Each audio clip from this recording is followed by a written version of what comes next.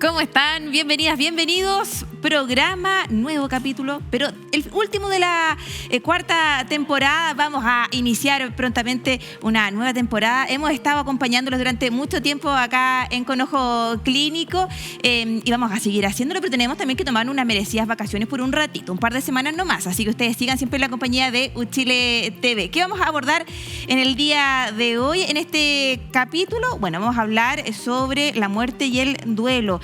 ¿Cómo enfrentar esa situación difícil, cierto?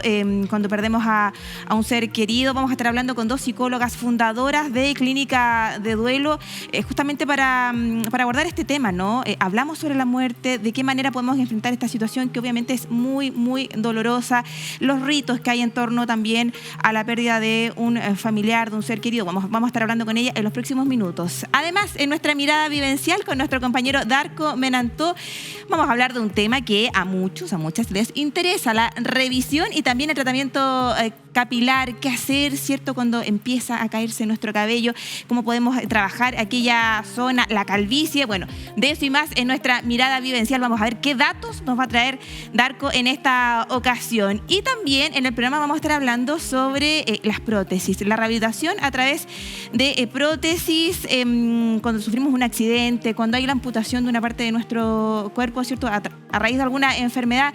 Hay también un tratamiento que se puede hacer a través de prótesis. Hay una amplia variedad y es parte de lo que vamos a hablar ahora inmediatamente con nuestro invitado. Estamos junto a Mauricio Araneda, kinesiólogo y coordinador del Centro Médico Protex. ¿Cómo estás, Mauricio? Muy bien, Maritza, ¿y tú? Muy bien, muchas gracias por acompañarnos. Gracias. Bueno, trajiste varios implementos, vamos a estar hablando durante el programa sobre esto. Lo primero, hablábamos recién fuera de cámara, ¿cierto?, sobre que hay prótesis para cada paciente, hay una clasificación a la hora de ver qué podemos utilizar. Correcto, mira, cuando uno considera las prótesis tienen componentes. Estos componentes, dentro de ellos vamos a tener los pies y las rodillas, y en amputaciones más altas también las caderas. Todo esto está dentro de una clasificación, que son la clasificación de los K-Level, y tenemos el nivel más bajo que un K0, que es un paciente que no reúne potencialidades como puede ser una prótesis, y el nivel más alto que sería un nivel K4. Ya, ¿qué implica eso? ¿Que el paciente, por su condición física... Sí, puede ocurrir que pacientes que tengan alteraciones físicas como alguna rigidez, poca fuerza, razones cognitivas, por ejemplo. Me imagino demencia, que debe ser diferente, claro, entre un niño, por ejemplo, que va a tener que quizás usar a lo largo de su vida una prótesis, a una persona ya más mayor, que tiene otra fisonomía, otra situación también a nivel corporal, cognitivo. Correcto. Como lo que está planteando tú. De hecho, los niños tienen el contra, por decirlo de algún modo, que como están creciendo, hay que hacer muchos cambios durante mucho tiempo. Cambio en un adulto, tú una vez que el volumen de un muñón está relativamente estable, nosotros hablamos de que un muñón está maduro, tú ya puedes empezar a quedarte con la prótesis, el tipo de cavidad, y posteriormente ir haciendo los cambios a medida que los productos se van desgastando. Pero no pasa como con un niño. En el caso de uso de prótesis por una amputación, estamos hablando de enfermedades, por ejemplo, como la diabetes. ¿En qué otras situaciones también podemos sufrir de esta amputación? Mira, la principal razón en Chile sería la diabetes más la enfermedad arterial, pero cáncer, habitualmente los osteosarcomas suelen ser una causa de amputación. Traumas, accidentes automovilísticos suelen ser otra causa, accidentes laborales.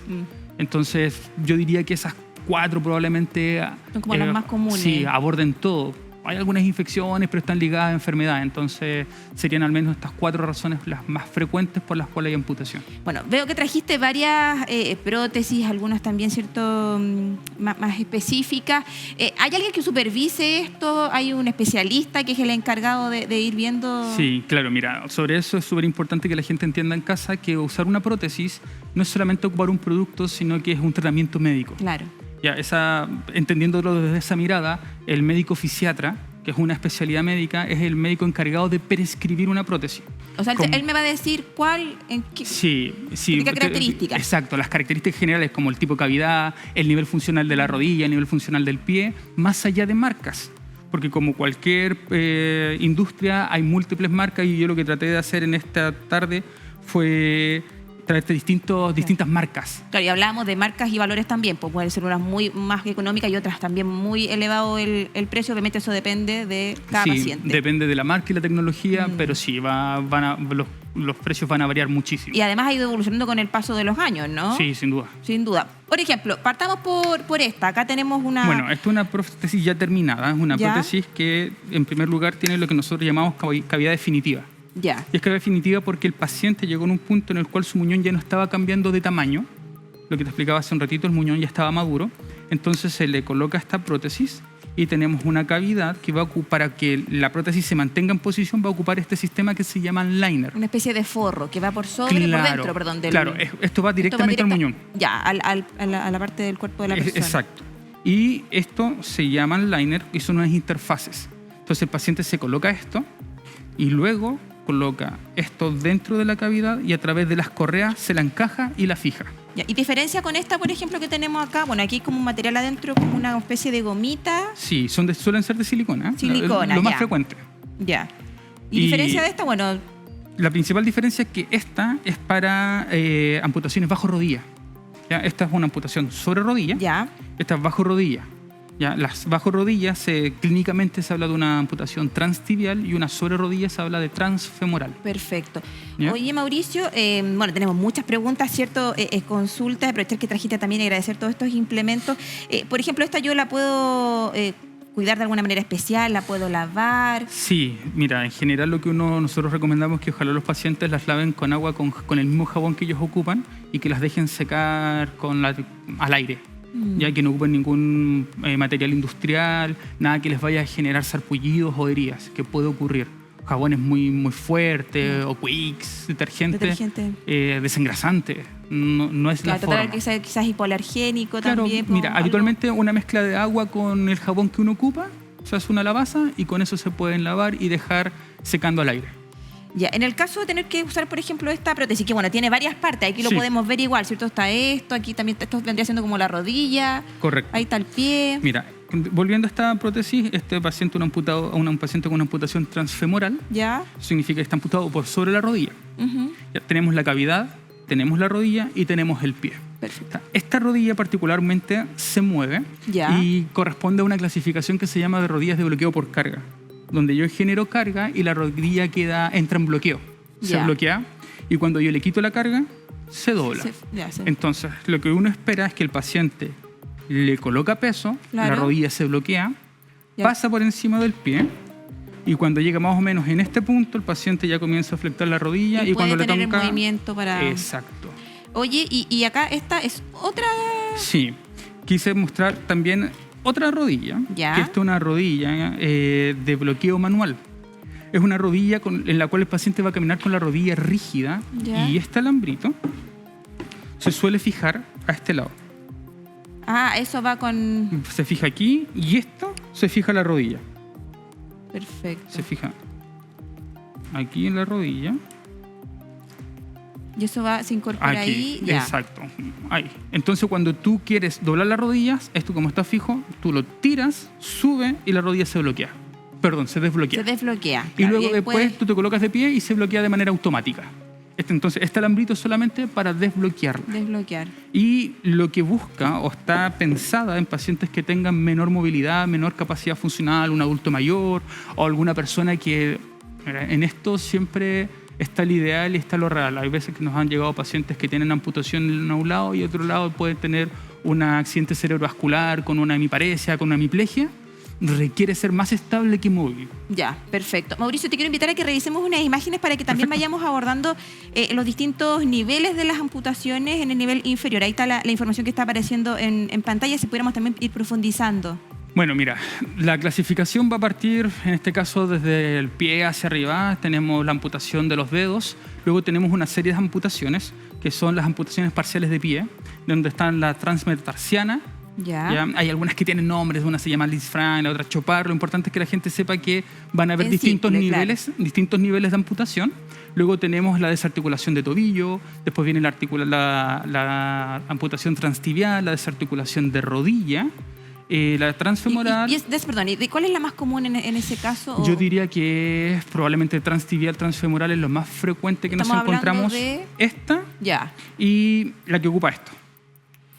Son las más frecuentes, pero a la hora de usar prótesis, porque las amputaciones parcial de pie no requieren una prótesis. Lo que requieren es una plantilla con un relleno. Perfecto. Y en el caso de esta, que estamos hablando particularmente, el muñón, ¿cierto? ¿Cuánto puede llegar a demorarse para adaptarse a esta prótesis? Porque es todo un trabajo también. Correcto. Porque esto igual, o sea, hubo un momento que es parte de uno, pero al principio igual el paciente tiene que hacer todo un trabajo a nivel cierto corporal, psicológico también. Mira, vamos a hablar que desde la amputación hasta que el paciente está apto para empezar a ocupar una prótesis pueden pasar desde 1 mes hasta 3 meses, va a depender de la técnica quirúrgica que se ocupó, va a depender de la edad del paciente, va a depender de las características de cicatrización que tenga el paciente. Como recomendación general se decide a esperar a que las grapas salgan o que la cicatriz esté completamente cerrada para iniciar el proceso de ocupar una prótesis. Y además también hay que trabajar quizás, bueno, en el caso, por ejemplo, si hay una amputación en la parte inferior de la pierna, un fortalecimiento quizás arriba, ¿cierto? Correcto.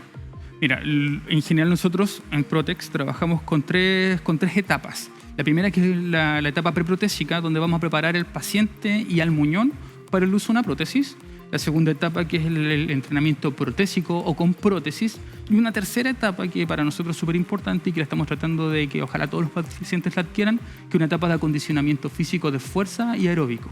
Yeah. Porque vamos a ver que los mejores desempeños, la literatura a nivel internacional señala que los mejores desempeños es cuando la persona tiene una capacidad aeróbica alta y tiene fuerza para mover la prótesis. Ah, perfecto. De hecho, sobre eso, muchos estudios te muestran que conforme van pasando los años, las personas que no siguen haciendo ejercicios, que no se siguen fortaleciendo o manteniendo la condición física, cada vez dejan de ocupar la prótesis en espacios extradomiciliarios. Cada vez se quedan más con la prótesis en la casa. Ah. Entonces es importante. Oye, te invito a ti y a quienes nos están viendo hasta ahora en Con Ojo Clínico a que revisemos también ahora información con respecto al nivel de amputación, pero en la zona superior. Sí, ahí está apareciendo también en pantalla, ¿cierto? También profundicemos en eso, ¿no? Hay distintos niveles. Correcto, mira, aquí vamos de nuevo a encontrarnos con la amputación de manos, tenemos el parcial de los dedos también, está la desarticulación de muñeca, transradial, desarticulado de codo, el transhumeral, la desarticulación de hombro. En general se van a llamar según por la zona en la que pasa. Claro. Si pasa justo por la articulación son desarticulados, ¿ya? Si cruza un hueso son trans el nombre del hueso. Oye, tengo otra consulta. En el caso, por ejemplo, de un joven que sufrió un accidente, ¿cierto? Le amputaron parte de su pierna, usa una prótesis. ¿Tiene que controlarse cada cierto tiempo? ¿Esa prótesis después con los años hay que cambiarla por otra que haya quizás mejor en el mercado? Sí, mira, lo ideal es que dependiendo de las razones por las cuales la persona sufrió la amputación, mantenga controles regulares con su médico, tanto si fue por una paciente por alguna causa vascular, con su médico vascular, pero también con el médico fisiatra, que va a ser el médico encargado de llevar a cabo, de dirigir la rehabilitación, por decirlo de algún modo. ¿Y hay distintas etapas dentro de la rehabilitación? Como lo que acabamos de conversar, si está el postoperatorio inmediato, que eso suele ocurrir en la clínica o en el hospital, dependiendo de dónde se lleva a cabo la amputación, y a partir del preprotésico puede ser un tratamiento más ambulatorio. Lo que nosotros recomendamos siempre es que ojalá se atiendan en lugares donde las personas tengan expertise en esto, ¿ya? Porque lamentablemente hay bastante desconocimiento, más de lo que uno quisiera, ¿ya? Y volviendo a lo que me preguntabas, sí tenemos distintas etapas y todo parte desde la derivación que hace el médico fisiatra. Dependiendo del caso a caso, de las características del paciente. Bueno, tú nos mostrabas acá que teníamos 2 tipos de rodillas. Estaba esta, ¿cierto? Y esta. La diferencia básicamente, o sea, una que es más moderna que la otra, o por el sistema que utiliza para la articulación de la rodilla. No, mira, no podría decir que son más modernas, aunque en estricto rigor sí lo son. ¿Ya? ¿Recuerdas que partimos hablando de nivel funcional? Sí, sí. Ya, esta va a ser una rodilla de nivel funcional K2, K3. Y esta sería una rodilla funcional K1. Ah, perfecto. ¿Me entiendes? Entonces, normalmente, en general, lo mismo pasa con estos pies. Eso, si tú te das cuenta, este pie tiene una quilla de madera, pero este pie tiene una quilla en fibra carbono. ¿Y eso por qué? Porque este es un pie rígido que cumple una gran función. De hecho, es el pie más usado en Chile. ¿Ah, sí? Sí. Y funciona Y eso porque es tiene porque es más forma- económico también, entre otras pensando cosas. en que, claro. Entre otras cosas porque ahí podríamos entrar a hablar de cómo los pacientes cubren las prótesis. Pero en general, una prótesis, un pie de este tipo, el paciente va a caminar a expensas de la forma del pie. En este caso, este pie tiene la capacidad de absorber y liberar energía. Ya. Cada vez que tú aplicas carga, el esqueleto se deforma ¿Ya? y cuando tú le quitas la carga, ese esqueleto recupera su forma, de modo que genera un pequeño impulso. Ahora, en mi experiencia, mis pacientes nunca me han dicho que sienten el impulso, pero sí sienten las prótesis más ligeras. Quiero sentir las diferencias. Mira, esta es más pesadita, encuentro que... Sí, no necesariamente hay diferencias en peso, porque son diferencias mecánicas. Claro. Mecánicamente, cuando yo apoyo este pie en el piso, ¿Ya? no pasa nada, es como una pata de palo. Ya. ¿Ya? Pero cuando yo coloco este pie en el piso y genero la carga, el pie se deforma. Y al deformarse, cuando yo sigo progresando La y pisada. llego a este punto, devuelve la energía que acumulo. Ya. Y eso es lo que hace que sea un pie mucho más funcional para personas con niveles de actividad física más altos, personas en nivel laboral. Claro, o que sean deportistas o que realicen... Deportista deberíamos ir un otro tipo poquito de- más arriba, al nivel K4, al siguiente nivel. Los niveles, como te decía, el nivel K1 es un nivel intradomiciliario. El nivel K2 va a ser una persona que se va a mover dentro de la comunidad, ir a la feria, ir al minimarket. El nivel K3 podríamos decir que es un nivel laboral y el nivel K4 un nivel más activo, deportivo, que quiere ir a hacer trekking, subir al cerro, ir al gimnasio, ese tipo de cosas. Ahora, si quiere correr, hay prótesis específicas para eso y eso ya es Es otro, otra estamos cosa. hablando de otro... Claro. Exacto. Oye, las personas que tienen que utilizar una prótesis, recién lo estábamos esbozando, ¿no? Dependiendo del sistema en el que esté, un hospital, una clínica, generalmente, tú dices, más del 70% es particular, o sea, tienen Sí. que... ¿Dónde accedemos a esto? ¿En Teletón? Mira, si hablamos para los menores, normalmente menores de 18 años pueden tener acceso a través de Teletón. Hay un médico fisiatra lo va a evaluar y probablemente va a prescribir. Algunas de las empresas que están en convenio con Teletón va a llevar a cabo la ejecución de la prótesis. O los mismos, dentro de la misma Teletón hay técnicos protecistas que las van a hacer. Ya. ¿Ya? Personas mayores de 18 años, en general, si van a optar a una prótesis pública, eso va a ser a través de SENADI, que es dependiente del Ministerio de Desarrollo Social. Sí. ¿Ya? La cantidad de pacientes que logra adquirir una prótesis a través de SENADI es poca. El tiempo que tarda en recibirla está en una media mayor al año. Ya yo he tenido pacientes que han esperado hasta 3 años una prótesis en SENADI y no les ha llegado. Entonces han tenido que adquirirla a través de sus propios medios. Y ahí con la rehabilitación, ¿es posible también, por ejemplo, poder llegar a alcanzar la vida que teníamos antes de la amputación? No sabría responderte eso de manera tajante porque depende mucho del paciente.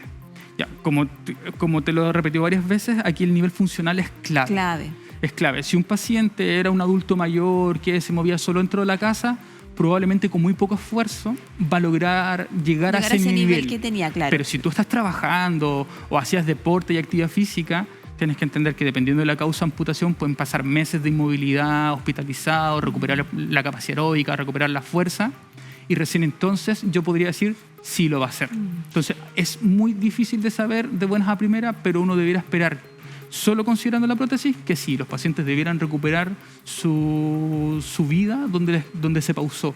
Claro. Pero la parte física y del entrenamiento no la podéis eliminar. Bueno, fisioterapia, está el kinesiólogo, el psicólogo, hay todo también un Correcto. equipo que tiene que estar detrás de esa persona. En amputaciones de extremidad superior, el terapeuta ocupacional, volver a llevar a cabo las tareas de las actividades de la vida diaria, comer, tomar un tenedor, un cuchillo.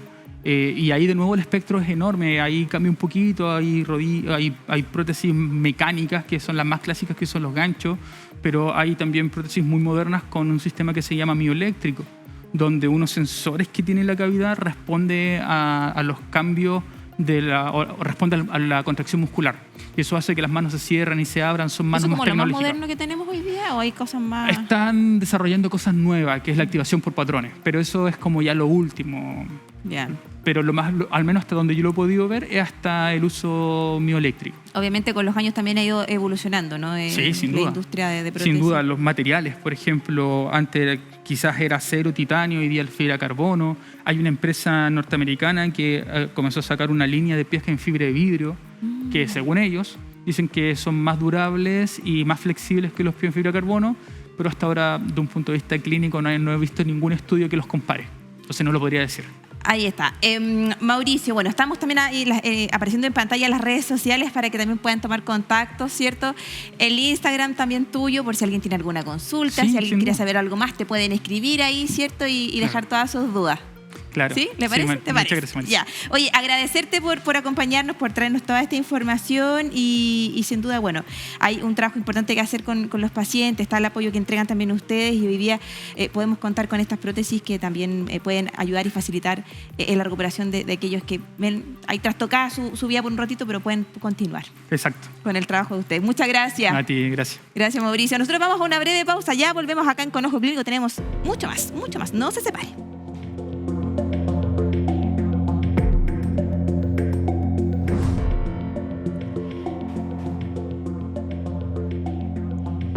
Estamos de vuelta en Con Ojo Clínico después de esa breve pausa. Yo sé que muchos en su casa, muchas también, están con lápiz y papel. Y aquí en el estudio también, porque Don Darko esta semana nos tiene pero un temazo. Vamos con la alopecia y el tratamiento justamente capilar para evitar llegar a quedarnos calvos a futuro. ¿Cómo surgió este tema? Así, ¿quién lo definió en la pauta, así por ser? ¿Usted? Mira, la verdad, sí, de un principio estuve buscando hacer un mirada evidencial para tratar este problema que ahora se me nota poquito, pero yo sé que a futuro voy a ser pelado. O sea, lo único que no quería heredar de mi papá, lo heredé. Bueno, además nos importaba hablar sobre este tema porque no es solo estético, sino que también tiene que ver con un tema, ¿cierto?, de autoestima, Exactamente. emocional, y era importante, era uno de los temas prioritarios del Y algo que de la sufre al sección. menos el 60% de los chilenos. 60%. Ya. Oiga, vamos a ver qué pasó, po. Y ahí Vamos, ¿cómo me fue? Vamos a mirar. Bueno, muchachos, ya estamos aquí en el interior de Clínica TR, expertos en tratamientos capilares. ¿Qué va a consistir esta evaluación? ¿Cuáles son los pasos que vamos a seguir? Vamos a revisarte para definir qué tipo de alopecia nos estamos a lo mejor enfrentando. Vamos a ver 4 cosas en este centímetro cuadrado. Grosor, cantidad de pelos por folículo, color y la separación entre ellos más o menos. Me voy a venir acá, que es donde ya tú trasluces un poco el cuero cabelludo. Aquí ya cambió rotundamente lo que es la visibilidad de tu densidad. Sí, si te das cuenta, mucho menos. La cantidad de pelo es la que hace... muy bien. Y el grosor, por lo tanto la cobertura es menor. Eso quiere decir que en esta zona tú no tienes una pérdida de folículos. Lo primero que hacemos es sacar tu sangre. La vamos a centrifugar. No sé si sabes lo que es el plasma rico en plaquetas. Sí, sí. Vamos a sacar tu sangre, la centrifugamos. En 8 minutos tenemos tu plasma. Ahora vamos a empezar con el óxido nitroso. Nosotros le decimos el gas de la risa.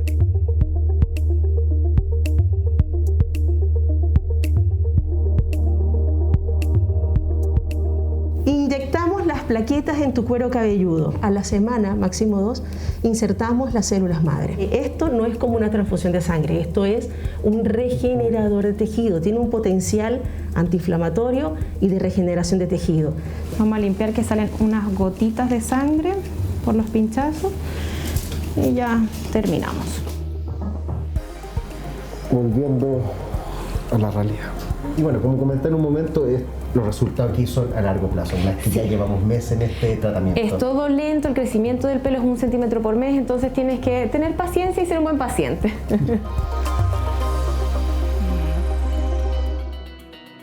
Oye, ¿qué experiencia la que viviste ahí con Oye, las ¿podemos chicas de enfocar el Clínica? sector que necesitamos Sí, repoblar? ¿quiere mostrar por favor, usted? Ya, bueno. sí. Aquí, Don Darko La coronilla es donde se están, Y como aquí se fue conoce donde le popularmente. inyectaron. Sí. Usted no sintió nada. Baje nomás, baje la cabeza. porque ¿Seguimos no. ahí? Y usted no mostró nada, o sea, no le dolió nada. No, nada, o sea, el gas Ya. de la risa es, Suficiente. pero cósmico. Ya. Oiga, ¿cuánto puede llegar a demorarse? O sea, este tratamiento, o sea, le inyectan. De partida 8 minutos para sacar el plasma de nuestra sangre, lo encuentro pero espectacular. O sea, media hora, Todo el proceso. 20. ¿Y cuántas sesiones pueden llegar a hacer? Bueno, Mira, dependiendo. déjame aclarar algo. Aclare. Lo que vimos ahí en una primera parte del video Ya. es la consulta para diagnosticar Ah. qué es lo que voy a necesitar. En mi caso, como todavía mis folículos seguían vivos, con los pelos más finitos, un poquito más separados, pero están ahí, están activos. Por lo tanto, no necesitaría un implante capilar. Por eso necesitamos el plasma y las células madres para reactivarlos, darlos fuerza y que el pelo empiece a crecer nuevamente de forma frondosa. Y eso, o sea, ya en un rato más usted va a tener ahí más. Se supone que ya en 3 semanas debería haber un cambio. ¿Solo ya con con lo que esa. pasó ese día? Sí, y lo que vimos después es la primera sesión, que en este caso para Mirada Vivencial hicimos la consulta y luego la primera sesión, pero en la práctica la gente que quería clínica TR es primero consulta y luego se agenda esta primera sesión. Y ahí dependiendo del caso, o sea, del nivel de alopecia, obviamente ahí tiene que seguir yendo a otras sesiones. Mira, el conducto general es esta primera sesión, me inyectan el plasma, luego pasan 15 días en que se me agenda ya la sesión con las células madre. Y es muy importante que cuando se agenda esta hora, uno no puede faltar. Porque estas células madres la mandan de un banco especial en la cual tiene un lapsus de vida entre 1 y 2 horas. Entonces, si yo me atraso, no puedo ir a sesión, esas células madres que se pierden. Ya, ¿no te dolió? Nada. O sea, ¿Por qué? ¿Por lo que te pusieron? ¿Qué fue como una anestesia? Mira, no me puedo acordar el nombre, pero este es el más conocido como el gas de la risa. Gas de la risa. Gas de la risa. La verdad, yo estaba... Quedó relajadito después. O sea, mi cuerpo estaba en ese momento, me estaban pinchando el plasma en la cabeza, pero mi conciencia estaba 10 pisos más arriba. Ya, porque yo así como que supe en el reporteo que después usted quedó muy contento después de esta sesión. Que o sea... Estaba muy relajadito. Llegué a la oficina, pero con un ánimo... Riéndose, solito. Sí. Ya, pero bueno, gracias a esto, entonces hace que a ti no te duela nada el procedimiento que te hacen. Exactamente. Y luego de las células madre, es un periodo ya de un mes en que volvemos a aplicar el plasma. Ya. Plasma, células, plasma. Y luego cada 6 meses se hace este control, se ve cómo va el avance de estos folículos, si ya se activaron, y ahí dependiendo de cómo va esto, es si se pone nuevamente plasma o no. Ya, hay que tener paciencia igual. Sí. No es como inmediato, no es que yo vaya y al día siguiente tengo ahí una melena frondosa. Ya por lo que me dijeron, ya las 3 semanas puedo notar cambios, pero ya cambios así como de tomarme una foto, ver un antes y un después, decir, efectivamente, la gente volvió al estadio, son 6 meses al menos. Me encanta esa analogía. Ya. Oye, bueno, muchos se están preguntando, esto es muy caro, ¿cuál es el costo? Sí. Es una inversión importante. Coticé en varios lados y pues fluctúa entre los 600 y el millón puede llegar. Ya lo saben. Lo importante sí que en este caso por lo menos los resultados son, pero asegurado. Bueno, y como lo decíamos también al inicio de Mirada Vivencial, obviamente no es solo un tema estético, sino que también tiene que ver con nuestras emociones, con nuestra autoestima. Hay muchos que... En mi caso, el pelo es parte de mi personalidad. Claro, pues, y como también nosotros nos percibimos, quizás para alguien puede ser muy, muy importante esto, ¿cierto? Y requiere pagar este tratamiento y tener ahí todo en su lugar. O sea, mi sueño es volver a ocupar... Es súper válido. Volver a ocupar el pelo largo, como en los 15. ¿Tú el pelo largo? Como Exijo Jesús, para la próxima como temporada una foto de eso. Hay poquito. Tengo más cuando tenía el pelo largo, pero se con viene moicano. Esa foto, le advierto. Usted lo dejó ahí, que se viene la foto. Eso nomás les digo. Para la próxima temporada no se pierdan la foto de Darko con melena. Y con moicano puede ser también. ¿Y con qué? Moicano. Pero si yo ocupé el pelo largo, después pelo largo, pero con moicano. Hicimos varias locuras en la juventud. Bueno, aquí nos damos cuenta que para usted, por ejemplo, su pelo es un tema. Tiene que ver con su personalidad, con su forma de ser, de vivir y de todo. Ahora el jopo y las patillas. Jopo y patillas. Pero sin el jopo no conseguiría estar. ¿Y le queda muy bien ese jopo peinadito así? Sí, fue un cambio que hicimos el año pasado y se quedó. Ya, muy bien. Bueno, también como a mí me dejan la chiquilla ahí con el pelo. Sí. La Fran con la Ali. Pues, agradecimiento en este último capítulo. Eso, agradecimiento a todo la Fran, el equipo. A la Alicia, que nos dejan preciosos. Maravillosos. Eso. Ya, don Darko, dejamos hasta aquí esta Mirada Vivencial. Nosotros nos reencontramos a la vuelta de temporada, ¿no? Sí, pues aquí vamos a estar con su foto. Con melena.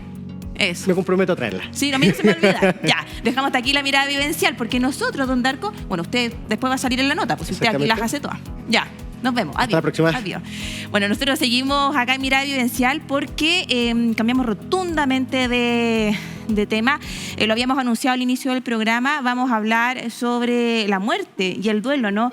¿Qué nos pasa cuando perdemos a un ser querido, ya sea por una enfermedad, ¿cierto? O de repentinamente por un accidente? Hay todo un proceso interno que se vive y es importante tocar estos temas. Así que vamos a revisar el siguiente material y a la vuelta tenemos a 2 invitadas acá de Clínica de Duelo. ¿Qué emociones o sensaciones le trae a usted hablar de la muerte? No tengo una opinión clara de lo que hay más allá de la vida. Es un tema muy difícil y complicado hablarlo al momento, sobre todo a la persona cuando lo está viviendo, porque el luto de la familia es complicado. Estamos hechos de átomos, de materia que después se transforman. Yo creo que básicamente nos transformamos en otra cosa. Sin duda, la partida, ¿cierto? La pérdida de un ser querido, de un familiar, de un amigo, puede generarnos pena, tristeza.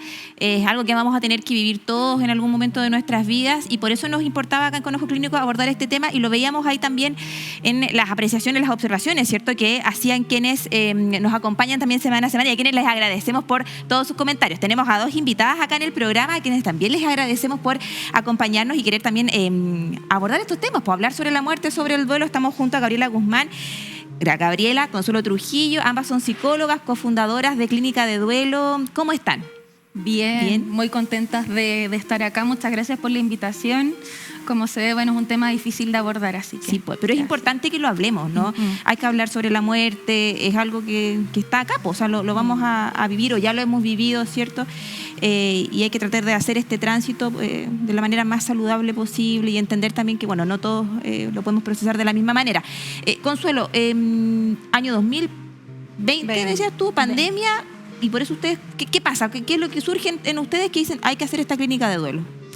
Bueno, nosotras nos conocimos, parte del equipo, trabajando en el rubro funerario, en unidades de duelo, y nos dimos cuenta de que en Chile no existen espacios que sean especializados para acompañar a personas en proceso de duelo. No hay mucha formación también para profesionales y es una de las experiencias, bueno, más importantes que puede llegar incluso a ser traumática, que requiere de ciertas intervenciones, cierto conocimiento sensible.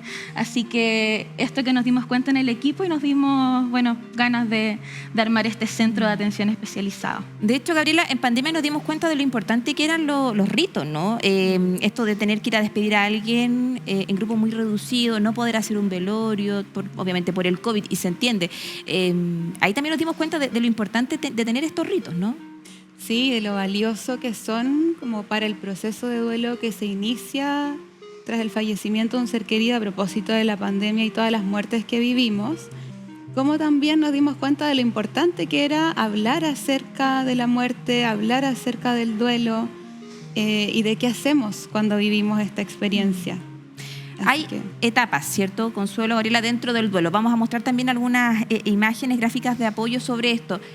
La estamos viendo, de hecho, ahí, de este modelo que hay. No, explíquenos un poquito las distintas etapas que hay cuando nos enfrentamos a la muerte de alguien. Bueno, esta es una teoría de muchas que existen. En realidad fue una de las primeras que hizo una tanatóloga. Los tanatólogos son quienes estudian acerca de la muerte en distintos ámbitos. Y esta tanatóloga lo creó a propósito del proceso que viven las personas cuando están en cuidados paliativos o cuando van a morir. Y es importante mencionar que estas etapas no son lineales, o sea, no es que uno primero esté en una fase, por ejemplo, la primera, que puede ser esta negación, que todos pasamos por un choque importante cuando nos dan una noticia de que la persona quizás más amamos ha muerto. Luego, distintos autores presentan distintas etapas, pero es importante mencionar que uno puede vivir la rabia, incluso en el primer momento, la tristeza. También mencionar que el duelo es muy particular para cada persona y las emociones que vamos a vivir, pero sí es necesario comprender que vamos a pasar por un primer momento quizás de mayor shock, de impacto, de confusión. Vamos a necesitar ir asimilando todo lo que nos ocurre con esto, adaptándonos a un entorno que ha cambiado para siempre y de a poquito, en manera en que nos vamos permitiendo ir encontrándonos con todo lo que nos pasa y también gestionando todos estos cambios que han ocurrido, vamos pudiendo adaptarnos al final y gestionando y encontrando nuevas formas de vincularnos con esta persona que ya no está en lo físico. Gabriela, bueno, tú, Consuelo, habla de gestionar, ¿no? ¿Qué pasa cuando esto me supera? Cuando entro ya en una etapa quizás porque me imagino que hay como un nivel, como, no sé si hablar de algo normal o anormal, pero que esta emocionalidad como que nos puede llegar a consumir y que no nos permite salir, disfrutar del día a día. Ahí hay que pedir ayuda, ¿no? Sí, claro. Me gustaría agregar a lo que decía Consuelo que sí, si bien las etapas no son lineales, porque el proceso es un proceso en el que subimos y bajamos y nos podemos sentir de muchas formas, eso nos sirve como para ir entendiendo un poco lo que vamos sintiendo. Una tristeza muy profunda, una rabia, una sensación de vacío. De repente sentimos que nos estamos abuenando un poco con el proceso y que ya estamos un poco mejor, disfrutando aspectos de la vida. Y puede ser que después de sentir eso yo vuelva a sentir mucho dolor y vuelva a mí y quizás me aísle de mi entorno. Entonces, bueno, eso es algo natural, es algo que pasa cuando vivimos un proceso de duelo y en ocasiones sí se hace muy difícil atravesar por todas estas emociones, sensaciones y pensamientos. Hay veces que incluso por lo mismo podemos empezar a consumir más alcohol de lo regular o incluso drogas o empezar a pensar en dejar de vivir, claro. Incluso uno deja de disfrutar la vida y las cosas de la vida. Entonces en esos momentos es importante tener en cuenta que existen espacios como Clínica de Duelo que brindan apoyo, que brindamos grupos de apoyo gratuitos a personas que viven esta experiencia y si no, dentro de lo posible buscar a alguien de ayuda, alguien de confianza, alguien que nos pueda escuchar. Exacto. Bueno, la única certeza que uno tiene en la vida es que uno en algún momento va a morir, ¿cierto? Pero ¿por qué no nos cuesta tanto como enfrentar esto, asimilar esto socialmente, culturalmente? En el caso particularmente, por ejemplo, de Chile, o sea, uno puede ver en otros países, México, por ejemplo, que tienen todo otro contexto en torno a la muerte. ¿Por qué pasa esto, no? Sí, bueno, nosotras de hecho tuvimos la oportunidad de viajar a Colombia, formarnos en el tiempo en que no habían formaciones acá en Chile y pudimos ver la diferencia ya de los colombianos mucho más expresivos, que se permitían hablar de la muerte incluso en el momento en que llegamos al país. Pero acá en Chile tenemos maneras distintas, ¿cierto?, de vivir nuestras emociones, de comunicarlas incluso. A veces nos cuesta incluso decirle al otro que estamos mal, que tenemos pena. Y bueno, la muerte es un tema que quizás nadie quiere pensar mucho por lo doloroso que porque nos conecta quizás con pérdidas pasadas o porque también socialmente nunca lo hemos hablado, quizás desconocemos acerca de lo que ocurre, ¿cierto?, cuando vamos a morir o incluso de nuestras propias creencias. Así que es un tema que, claro, es súper difícil de abordar cuando no lo hemos conversado con quizás nuestros mismos familiares, pero pucha que es necesario hablarlo para poder prepararnos ante esta situación, como dices tú, que nos va a ocurrir a todos. Gabriela, ¿tú querías decir algo? Sí, que nos encanta el tema, entonces empezamos a escucharnos y nos gusta complementar. Hablar de la muerte también es hablar de alguna manera de un cambio muy grande, de una separación. Nosotros nos relacionamos con nuestros seres queridos, con nuestros seres amados de una manera muy profunda, estamos acostumbrados también a que estén, a que formen parte de nuestro día a día, de nuestra rutina. Y si no sabemos que están, que tenemos un contacto, un teléfono, un WhatsApp, escuchar la voz, hablar, sentir a esa persona, verla. Claro.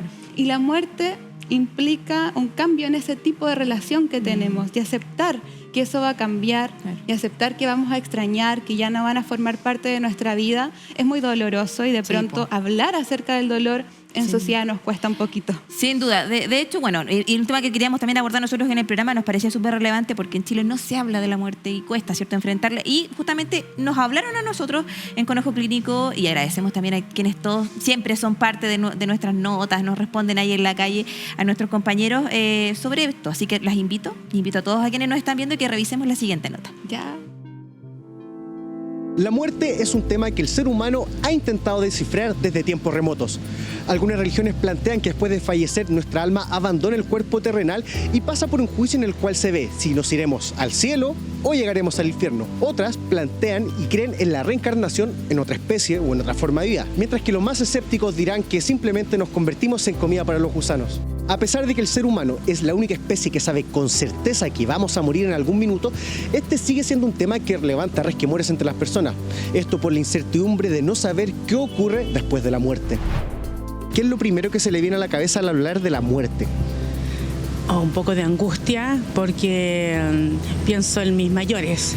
Bueno, hablar de la muerte es algo que no sabemos, o sea, es hablar de algo que la gran incertidumbre del ser humano. Sí, me da incertidumbre, así que prefiero no pensar mucho en ello. Ahora no soy de ninguna religión en estos momentos y siento que las personas que tienen efectivamente una religión lo tienen como un poco más claro, tienen un poco más de consuelo. Espero que no sea definitivo, que nos podamos reencarnar por último en otra persona o en un animalito, en un arbolito, en algo. Siento, no sé, un poco mística quizás mi visión, pero siento que uno descansa, que está mejor. Si bien podemos evitar estas preguntas o simplemente no pensar en el tema, esto es inevitable cuando sufrimos la pérdida de un ser querido.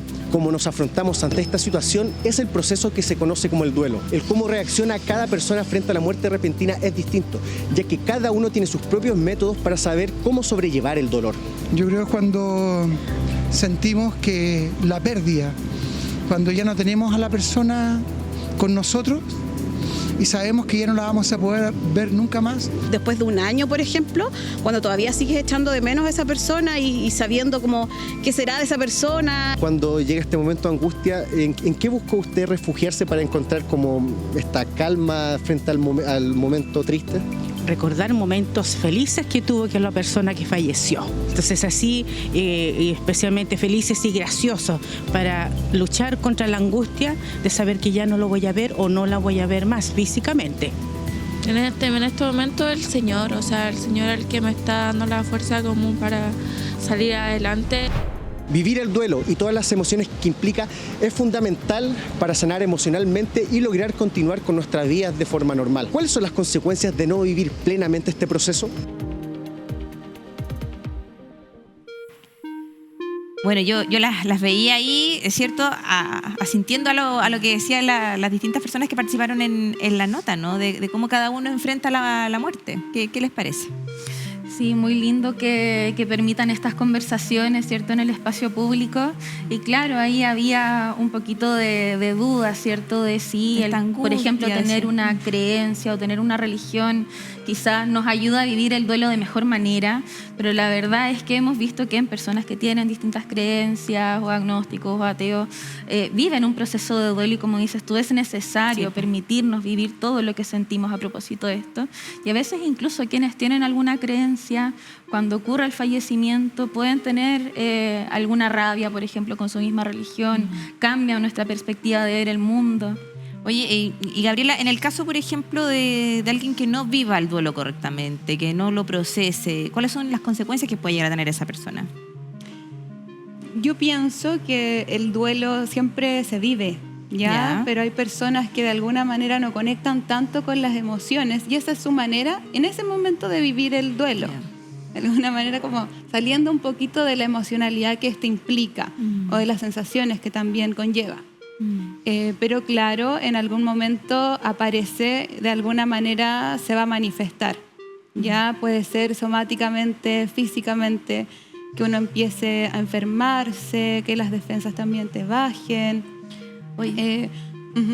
Pero estaba pensando, justo lo estábamos viendo ahí, abordando como con personas más grandes, ¿cierto? Adultos. ¿Qué pasa con los niños? ¿Cómo enfrentamos la muerte con los niños? Hay que utilizar el concepto de muerte. No, es que se fue, es que está de viaje. ¿Cómo? ¿Cuál es la manera correcta? ¿Hay un manual o también depende del caso a caso? Depende, bueno, del caso a caso, de la edad del niño, en cómo vamos a comunicar la muerte, de qué conceptos, de qué ideas o qué experiencias tuvo anteriormente. Pero lo que sí es importante es que los niños también necesitan vivir sus procesos de duelo. Muchas veces nos encontramos con historias de niños, personas que vivieron la muerte de un ser querido y al no explicarles bien puede existir una confusión, ¿cierto? Que se quedó dormido para siempre, quizás algún hermano, un abuelo que vieron muy enfermo y después no lo vieron más. Y esas, al final, el niño va a tener que gestionar y tramitar toda esta información de que ve a su entorno con dolor y no sabe lo que pasa. Por eso es importante ser súper honestos con los niños, por supuesto, no darles más detalles de quizás los que ellos van preguntando, los que ellos necesitan, pero además... Pero conversarlo igual con ellos. Conversarlos, claro. Y también permitirles vivir sus emociones, comentarles que nosotros también podemos tener pena, podemos tener rabia, y así también les vamos dando el espacio para que ellos aprendan también de cómo... Claro, que nos vean llorar, ¿cierto? Que nos vean hacer el duelo, que nos vean tristes, que es parte del proceso que hay que vivir. Y a lo mejor yo voy a llorar más, a lo mejor el otro no, pero cada uno con su forma. Hay películas, hay libros que nos pueden también hablar de esta temática que a veces es difícil de poner ahí en el contacto con los niños, pero bueno, estas típicas películas quizás más de Disney, Coco, o libros también muy lindos que ayudan a poner esta temática. Sí, hay muchas películas. Oye, las quiero invitar a ambas, a Consuelo y a Gabriela, a que revisemos parte de las preguntas, de los comentarios también que nos dejaron en redes sociales, quienes nos siguen semana a semana en Con Ojo Clínico. Planteamos, ¿en qué te has refugiado para sobrellevar el duelo? Fue lo que les planteamos ahí a nuestros usuarios, ¿cierto? A quienes nos siguen en esta comunidad. Mi refugio es bloquear mis sentimientos. ¿Qué opinan, Gabriela? Pasa, porque son sentimientos muy intensos, entonces uno de repente bloquea la conexión con todo ese universo de sensaciones que podemos tener, ¿ya? Así es que natural puede ocurrir, pero ojalá nos demos el espacio para empezar a hablar, para empezar a sentir, para recibir apoyo cuando nos sentimos de esa forma. Mira, me gusta lo que, sin juzgar, o sea, lo primero que me dices es como, sí, puede ser, es válido que esa persona quiera refugiarse justamente en eso, en no expresar lo que le está pasando. Sí, muchas personas se ponen a trabajar más, se meten a estudiar, a hacer más actividades, como con el fin de no conectar tanto con la pérdida y con el proceso de duelo. Pasa. Pero claro, pero lo importante obviamente es conversarlo, o sea, como lo que decías tú, como gestionar esto de si me siento mal, como conversarlo con alguien, tener alguna red de apoyo. Exacto, sí, es importante, por supuesto, darnos cierta estructura. A veces igual necesitamos nuestra rutina y eso nos desconecta a veces un poquito de lo que nos ocurre más internamente, pero equilibrar con ciertos espacios para reconocer lo que me pasa, darme espacios para expresar mis emociones, quizás con otros, quizás conmigo. Todos tenemos también distintas maneras de hacerlo. Revisemos qué más nos dejaron en redes sociales nuestros telespectadores. Solamente la música, ni la compañía, ni las palabras han ayudado. Y la música es tan evocativa también, nos puede traer tantos recuerdos, tantas sensaciones. Hay veces que la música nos anima a la hora de empezar el día, a la hora de terminarlo. Y también, bueno, nosotros hicimos un ejercicio muy lindo en relación a la música. ¿Ya? Le preguntamos a las personas de nuestra comunidad que nos siguen en Instagram qué canción te recuerda a tu ser querido y qué recuerdo quieres compartir también en este espacio. Y fue un ejercicio maravilloso. Participaron muchas más. Hicimos hasta una playlist personas de Spotify porque nos llegaron demasiadas canciones. Fue hace yo creo que más de un año y hasta el día de hoy las personas siguen compartiendo canciones y conectando a través de la música. Entonces, claro que la música puede ser un refugio y también el lugar en el que recordamos y conmemoramos a nuestro ser amado. Bueno, revisemos otra pregunta. Bueno, en el caso de él o de ella, importante, ¿cierto?, que encontró refugio en algo, ¿no? ¿Qué palabras de condolencia te han servido de verdad durante el duelo? Porque realmente hay muchas frases dolorosas. Hay algunas sí. Me explicaron que uno lleva el dolor todos los días, pero aprendes a vivir con él. ¿Sí? ¿Consuelo? ¿Eso es? Sí, bueno, el duelo no es que muchas veces nos preguntan cuándo se supera, cuándo termina. La verdad es que el duelo es un proceso que no tiene una fecha de término. Uno aprende a relacionarse con esta persona que ya no está. Ese vínculo no es que ya no exista o ese amor se rompa. Como que la persona, o sea, su cuerpo es el que ya no va a estar más, pero lo que hablan de transformar también esta relación, po. Exacto, y uno lo transforma todos los días. Quizás hay algunos días que son más difíciles que otros. Algunas personas les ayuda mucho a saber, bueno, un día a la vez, ¿cierto? Sobre todo las fechas, porque tú no sé, si pierdes a tu mamá, obviamente que el primer año del Día de la Madre va a ser también importante, va a generar también algo ahí, va a remover. Es súper común que se intensifique en todas las manifestaciones que hablamos del duelo en fechas significativas, así que sí, todos los días se puede sentir algo distinto. Revisemos también otro de los comentarios que nos llegaban. La muerte no es el final, es el inicio de otra vida. Gabriela, mira. Mira, no sabemos. No se sabe. Yo no lo he vivido todavía. Cada uno tiene su creencia y es bueno. También creo que ayuda cuando uno vive un proceso de duelo a decir, bueno, en esto quiero creer, o en esto no, o no creo en algo. Pero posicionarte en algo, en uno de estos puntos, puede ser de ayuda. Y en el caso de él, eso que le dijeron, que es el inicio de otra vida, fue de ayuda y qué bueno que le haya ayudado en su proceso. Es muy personal esto, es muy Sí. personal. Bueno, nosotros hicimos una encuesta, pusimos ahí en redes. ¿Es igual de importante una muerte de una mascota a la muerte de una persona? Y el 91% sí, es igual de importante, un 9% no. ¿Qué les parece esto a ustedes? Qué buen resultado que tuvieron, sí, porque, bueno, estamos de acuerdo en que cada vez nuestras sociedades, las familias comparten más con los animales, incluso son un más de miembro de la familia. Y a veces se piensa que la pérdida de un animal puede ser menos dolorosa o que se resuelve, ¿cierto?, antes que de un humano. Pero en realidad el vínculo que uno tiene, el tiempo que uno comparte, los cuidados, puede haber incluso mucha culpa, puede ser traumático, Incluso, porque no claro. solamente pueden ser enfermedades, sino a veces desapariciones. Exacto, o un accidente que sale. Sí. Bueno, en mi caso, dice Maga.universo, perdí una gatita muy importante para mí y me refugié en la danza. Qué lindo. ¿Ven? Ahí tenemos el... Bueno, agradecemos también a todas, a todos quienes nos compartieron también, en este caso, ¿cierto?, sus experiencias, sus sensaciones en torno a la muerte y al duelo, ¿no? Y importante lo que decías tú, o sea, la pérdida de una mascota también involucra sentimientos, cariños hacia... Pero sí, es muy juzgado. De hecho, por eso dije que bueno que apareció este resultado. De hecho, nosotras tenemos grupos de apoyo que hacemos para personas en duelo y quisimos hacer uno específico para personas que han perdido un animal, porque puede ser más juzgado, ¿cierto? Como te digo, esto que es menos doloroso, que ya, bueno, pero si era un perro, un gato, pueden decir, pero pucha que es doloroso. Al final son... Bueno, miembros de la familia. Para muchas compartimos muchas horas con ellos Es también. Gabriela. Es un duelo que se minimiza, que es estigmatizado, que es invisibilizado, pero que muchas personas viven. Y es importante que acá al menos den este espacio y yo lo agradezco mucho. Porque Gracias. claro que podemos empezar a hacer cambios por medio de estos espacios, así que muchas gracias. Era importante para Con Ojo Clínico, de hecho, tener esta entrevista de cierre de esta temporada, además, ¿cierto? Poner sobre la mesa el tema de la muerte, del duelo, de cómo también nosotros transformamos estos sentimientos, el dolor, la tristeza, en otra también forma, ¿no?, de contemplar, de ver este paso.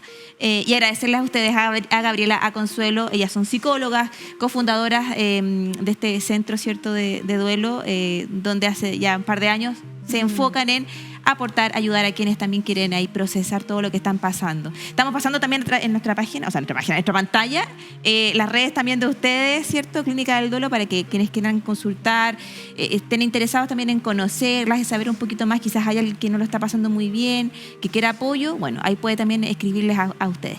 ¿Ya? Sí, súper, sí, bueno, tenemos muchos apoyos gratuitos ahí, nos pueden Todos los escribir meses. todos los meses, actividades gratuitas, así que felices ahí de conocer. Eso, nos siguen mandando todo lo que tengan, porque lo podemos también nosotros incluir en nuestras carteleras y toda la información del programa. ¿Les parece? Gracias. Así que les agradecemos. Muchas gracias. Bueno, nosotros seguimos acá en el programa ya cerrando este capítulo especial, pero siempre con nuestra noticia positiva, porque hoy día les traigo algo sobre áreas verdes, naturaleza, ¿cierto? Fíjense que hay un descubrimiento súper importante en Estados Unidos, que vivir, ¿cierto?, en zonas verdes puede retrasar el envejecimiento hasta en 2,5 años para quienes viven en zonas que estén rodeadas de árboles, de naturaleza, parques, ¿cierto?, salir a caminar. Obviamente que eso le va a ayudar. Eso al menos lo descubrieron un equipo de médicos en Estados Unidos, ¿cierto?, que publicó este descubrimiento y que en el fondo revela que las especies verdes, vivir ahí en comunidades, ¿cierto?, con mucha vegetación, nos puede ayudar justamente. Y lo que ellos descubrieron es que en promedio 2,5 años más jóvenes biológicamente podemos llegar a ser. Así que si usted quiere ser más joven, ya sabe, pues tiene que irse a vivir al sur de nuestro país, por ejemplo, para que esté ahí rodeado de naturaleza. Nosotros queremos agradecer a todos quienes nos han estado acompañando. Ya llevamos 4 temporadas de este programa maravilloso, Con Ojo Clínico, ¿cierto? Siempre preocupados de los temas de salud, de la ciencia, del buen vivir. Agradecerles a cada uno de los compañeros, de las compañeras que son parte de este espacio. Esperamos seguir acompañándoles por mucho tiempo más, acá en las pantallas de Chile en TV, y también en especial a quienes están detrás de cámara, ¿cierto? A todos quienes se encargan de preparar, que salga todo esto maravillosamente bien, el equipo técnico, ¿cierto? Las chiquillas que se preocupan también de maquillar, del peinado, postproducción, las notas, los periodistas que salen a internet, terreno, quienes se preocupan de los guiones, de que esté todo ok para que el programa salga perfecto. Uno pone la cara nomás aquí, pero hay un trabajo pero muy, muy grande detrás, así que aprovechamos de agradecerle que tengan espacio también en este programa y en esta despedida de esta temporada. A las productoras también, para que no se enoje la chiquilla. A la directora, bueno, ya, a la jefa, a todo el mundo para que nadie se enoje. Y a la directora que está ahí también siempre soplando todo en la orejita. Ya, dejamos hasta acá este capítulo. Nosotros nos vamos a reencontrar en unas semanitas más nomás. Vamos a tomar unas breves vacaciones. Vamos a tener novedades, sí o sí novedades. Usted siga siempre en la compañía de Chile TV. Nosotros nos reencontramos en un par de semanas más en Con Ojo Clínico. Que estén todos muy bien. Chao, chao.